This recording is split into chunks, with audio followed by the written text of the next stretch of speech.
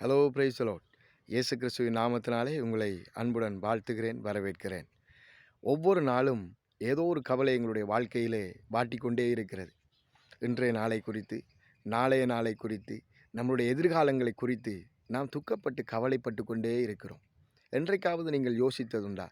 இந்த காட்டில் இருக்கிற புஷ்பங்கள், இந்த விலங்குகள், இந்த மரம் செடி கொடிகள் தங்களுடைய வாழ்க்கையை குறித்து துக்கப்பட்டு நீங்கள் கேள்விப்பட்டிருக்கிறீர்களா?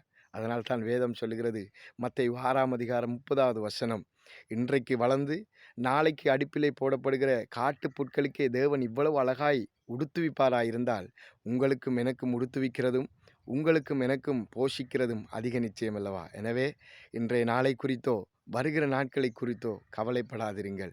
கவலைப்படுகிறதுனாலே ஒரு முழத்தையும் ஒரு ஒரு ஒரு அங்குலத்தையும் எங்களுடைய வாழ்க்கையிலே நாங்கள் கூட்டவும் முடியாது, குறைக்கவும் முடியாது. எனக்கு பிரியமானவர்களே, கர்த்தர் மேல் உங்கள் நம்பிக்கை இருக்கட்டும். நாளைய நாளை குறித்து கலங்காதிருங்கள். தேவன் சகலவற்றையும் உங்களுக்கு செய்ய போதுமானவராயிருக்கிறார். God bless you. கர்த்தர் உங்களை ஆசீர்வதிப்பார்.